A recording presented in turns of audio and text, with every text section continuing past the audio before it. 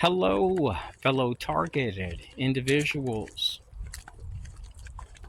These covert extremists that many of us deal with seek to cause chaos in our lives. And my story is going to help you to understand the intentions of covert extremists, essentially national security threats, public safety threats, homeland security threats, threats to our republic, which have been hiding behind our flag as if they serve the American people. 3 months ago, I drove 3.2 miles away from my house, and I noticed a guy behind my vehicle wearing a suit. On the front of his car was a personalized tag. It says TARDIS. It was TARDIS. And the guy behind him was a landscaper. I researched him. He's an 8A business vendor into the LGBT and diversity and inclusion stuff. And this guy, this landscaper, walks up to me and goes, "Psst." I pay for my coffee, and I see these two butterflies outside. And this guy hands him a wad of cash, this guy in a suit. So I got pissed off, but I smiled and just walked to my car and left. Hours later, I had a relative that wanted to go to a mall called the West Oaks Mall. We pull up there, and a car pulls up in front of us, and the tag says TARDIS on the front of it. The guy in his suit is just sitting there in his car, and two cars pull up on the sides of us, on each side, one car, and they don't fully park in the parking space. So while we're shopping, one guy is walking this way. In the exact moment he would pass by me, he would whistle. The other guy is walking the other way, and then the exact moment he would pass by me, he would whistle.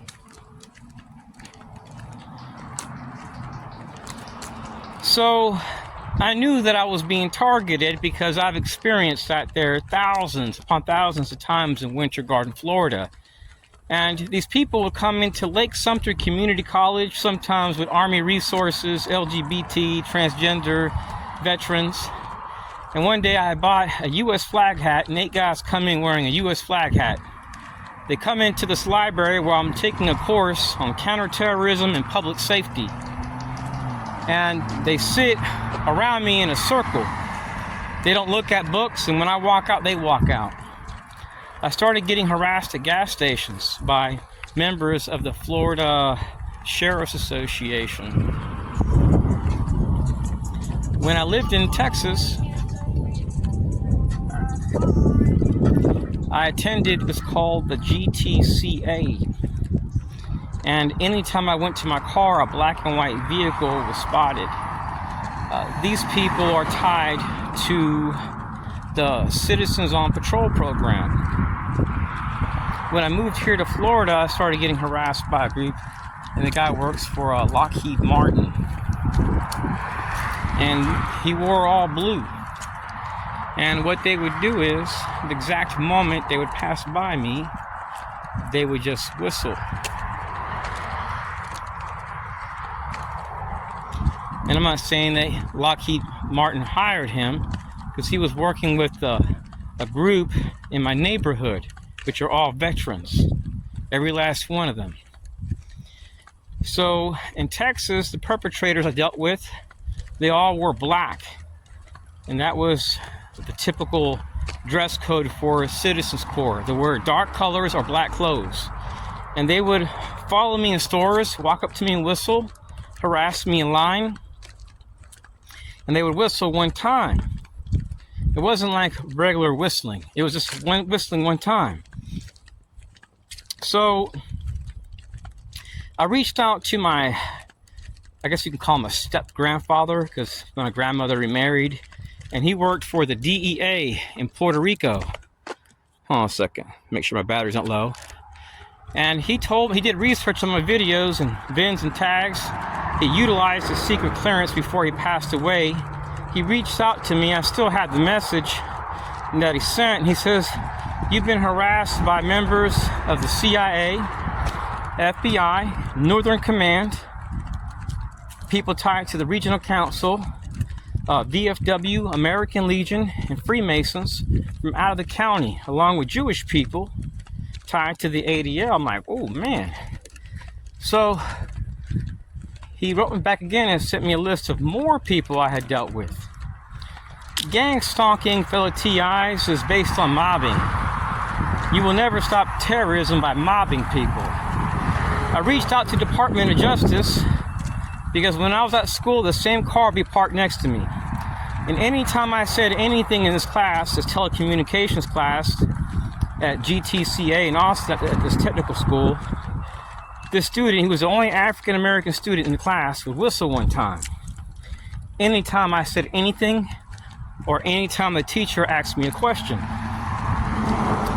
That is when I knew that I was being targeted. Because the exact moment I arrived to this school, the first day, this guy is with these people. It was a Jewish guy, me, Puerto Rican, and then a black guy in the class. 3 people. So when I would leave that class, I would typically hear him whistle. Anytime I stood up, grabbed a pencil, it was so much that the security guard asked me, he says, hey man, you have any enemies? Because he would sit in class because he was fascinated with telecommunications. And he told me what was going on. It was very weird. The same thing happened in other schools. Parking lots, gas stations, stores, schools. My neighbors started harassing me. And when I ran their information, it would come up Exemption 6, top secret. So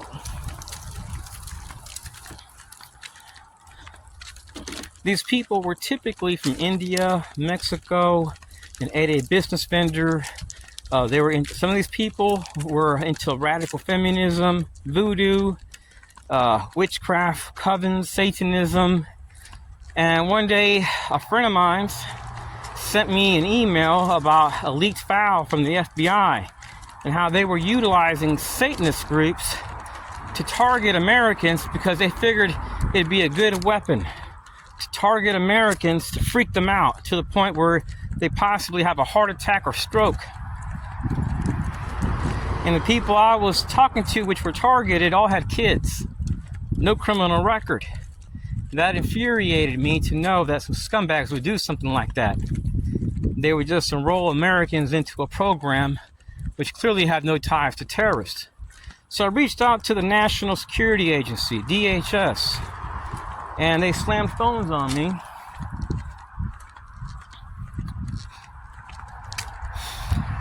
Now, about 4 months ago, on my e-bike, and I'm on this trail, and let me show it to you guys. The guy, this place is up ahead. This place is for rent right now. One day I'm on this bike trail, biking back, and I see an old man. He walks up to me. He must be in his 80s, and he has a dog on a leash. And before I even pass by him, like about 10 feet, he releases the dog from the leash and says, "Get him, boy, get him." And I was biking on the far corner. The guy had plenty of space. I wasn't bothering nobody. I was only going like 12 miles an hour. My e-bike will go faster than that. I think the speed limit here max is 15. So the people ahead of me that just passed me seconds ago are going faster than me. They're probably going like 17. So when that guy releases that dog, I'm like, oh man, I don't want to come biking back here no more. So 2 days later, I decided, you know what? I'm not going to stop e-biking down this bike path. So guess what happens? I come back down here, and the guy that lived over here at this house, the old man, he was on life support, and he exact moment I passed by, I see him in an ambulance. He's getting taken out, and they put him in an ambulance. And from what I heard, he died. Now that place is for rent. See, the wages of sin is death. Okay, my phone shut down on me for a second there. It overheated. So anytime I would go to a restaurant, the same people would show up here in the area where I live at. And they would come and sit next to my family at a table and say, "Oh, we want to sit right there." They would look at me and whistle one time and walk out, or they may wait at the front door, look at me, whistle one time, and sit next to me. And then the exact moment they leave, or I grab my bill, they may whistle. And I would notice these people were driving cars that costed over $100,000. So anytime I would go to a restaurant, the same people would show up here in the area where I live at. And they would come and sit next to my family at a table and say, "Oh, we want to sit right there." They would look at me and whistle one time and walk out, or they may wait at the front door, look at me, whistle one time, and sit next to me. And then the exact moment they leave, or I grab my bill, they may whistle. And I would notice these people were driving cars that costed over $100,000. So I used my phone and I zoomed in on tags. And I started finding stuff out that some of these people driving these $100,000 cars were 8A business vendors. They were role players, surveillance workers. They had backgrounds which seemed suspicious, because I noticed all these people between the ages of 23 to 38, not one had a social media profile. That was highly unusual, because the average citizen, fellow TIs, I would say about 80% or even higher than that, is going to have at least a Facebook, a Twitter, an Instagram. Literally every female I meet these days will ask me, "Oh, give me your Facebook or Instagram," something, That way they feel safe and they can see my friends and stuff. These people don't have no social media profiles. Some of them have oddly lived nearby U.S. bases, primarily U.S. Army. Some of them have hardly any skills, and some of them do. The ones that don't have a lot of skills, these are going to be the ones the CIA is going to want to utilize as a contractor. Even if they do have a lot of skills, they'll use them too. So one day I get to my house and a group of people all wearing blue walk out to the front. And one of these guys' kids was really nervous and was ducked down behind a bush. He thought something bad was going to happen. And what these people were doing was mobbing me. And I found out they were working at a place behind these woods. Is a small business center. And they were getting government contracts. So I go into the small business center. They're all over Florida. And I told the guy, "Look, I just want to get a flyer on the rentals here." And he said, "Oh, we have government contracts if you're looking for a government contract." And I said, "Oh, no, I don't gang stalk people." He didn't know what I was talking about. I was just being sarcastic. Typically, I'm never like that. But I knew that the people that were gang stalking me were working next to the small business center, because I have proof. I have their profile. They're ex-military, and they were working with these people. So when I started running the profiles of the people that were harassing me, I noticed you got blue shirts, massive groups. So there must be a large defense contractor in Orlando that has more people than the police department. These guys wore blue, and they'd be dropped out of vehicles. And I could bike for a mile, and I would notice nobody on the bike trail. And then all of a sudden, some people will come out and walk by me wearing all blue and whistle. I would notice U.S. government vehicles pulling off the road, and when I zoomed in on them, some of them had round hats, a ponytail here and there. They'd be exiting black SUVs. The people that were with them would cover up their tags with t-shirts.